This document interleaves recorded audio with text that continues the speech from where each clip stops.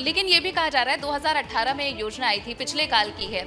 आपको जब से जिम्मेदारी मिली है तो इसे अगले लेवल पर ले जाने के लिए या इसी के ही समानांतर कोई और बड़ी योजना चलाने की भी क्या आपकी तैयारी है? और इसी से जुड़ा हुआ, क्योंकि अभी हम ओडीओपी की बात कर रहे हैं, एमएसएमई पर एक बड़ी जिम्मेदारी है रोजगार सृजन की, एम्प्लॉयमेंट जनरेशन की, जो एक बड़ा वादा है जिसकी डिमांड प्रदेश के अंदर युवाओं की तरफ से हमें देखने को मिल रही है। बिल्कुल, वार्षिक ऋण योजना जिसका नाम है, तो उसके लिए क्या 2.0 में योगी सरकार उसकी बात कह रही है। क्या विजन है सरकार का इसके पीछे?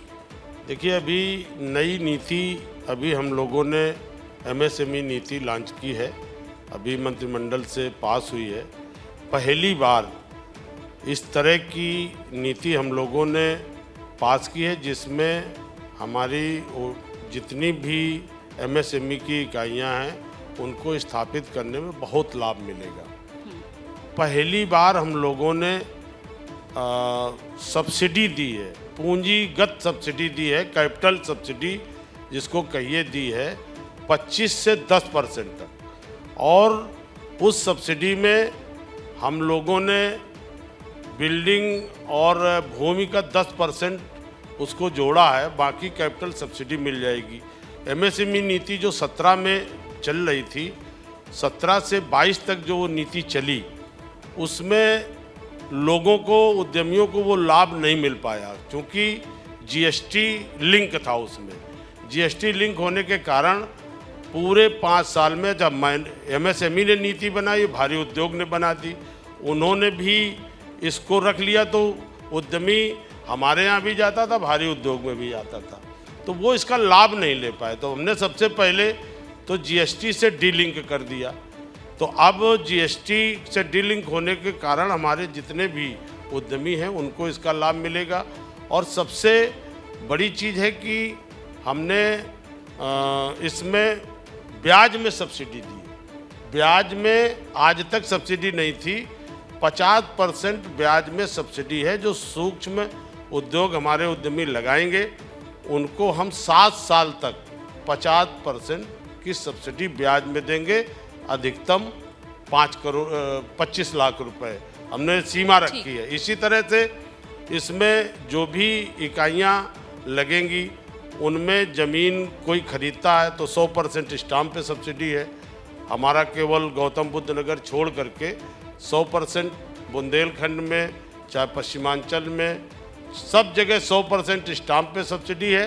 क्योंकि ज़मीन अब हम लोग एक्वायर नहीं कर सकते, ज़मीन काफ़ी महंगी हो गई, तो हम लोग फ्लैटेड फैक्ट्री का भी हम लोगों ने योजना चालू की। अभी आपके आगरा में एक हमने फ्लैटेड फैक्ट्री का लोकार्पण माननीय मुख्यमंत्री जी ने शिलान्यास किया था, जिसमें लगभग 80,000 करोड़ रुपए का निवेश हो रहा है, जो गवर्नमेंट में बहुत बड़ा इन्वेस्ट करेंगे यहाँ पर आगरा में, इसी तरह कानपुर में। और हम लोगों ने प्राइवेट सेक्टर में भी अगर कोई 10 एकड़ से ज़्यादा भूमि ले करके वो एमएसएमई पार्क डेवलप करता है तो उसको हम लोग 50% जो प्रोजेक्ट कास्ट होगी उसमें 50% ब्याज देंगे, अधिकतम 2 करोड़ 7 साल तक।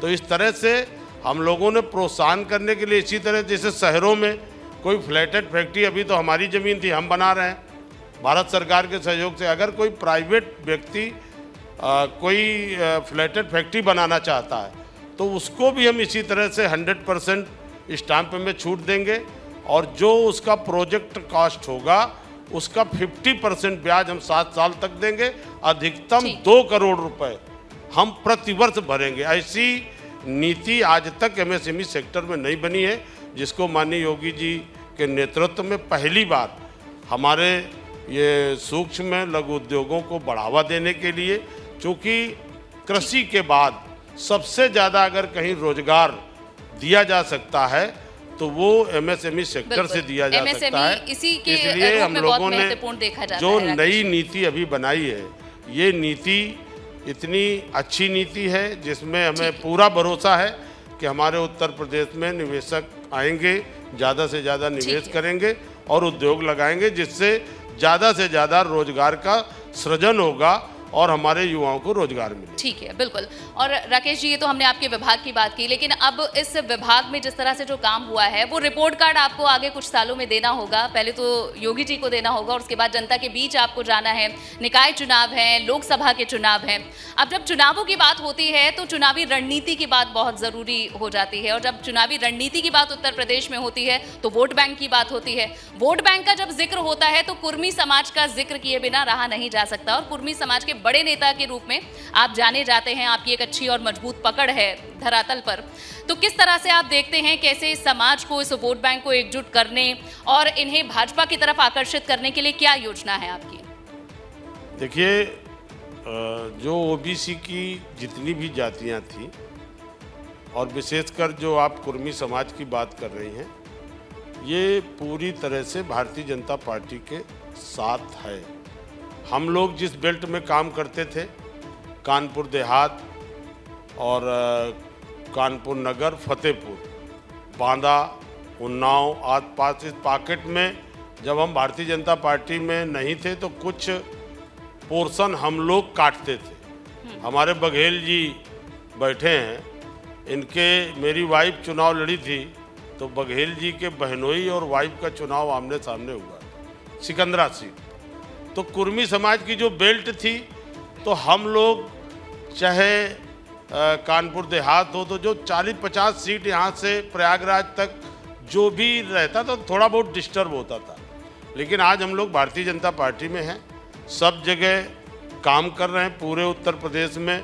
अभी हमारा जो चित्रकूट मंडल है, चाहे महोबा हो, बांदा हो, हमीरपुर हो, आपका प्रयागराज में हो गया, प्रयागराज मंडल में जितने, उन्नाव, अभी देवी पाटन मंडल गए, मिर्ज़ापुर मंडल में प्रभारी बनाया, तो सब जगह हम लोग समाज की भी बैठक कर रहे हैं। और कुर्मी समाज पूरी तरह से भारतीय जनता पार्टी के साथ है, योगी जी के साथ है। और आने वाले दिनों में भी चाहे निकाय चुनाव हो या लोकसभा के चुनाव हो, इन सभी चुनाव में आपको आगे देखने को भी मिलेगा।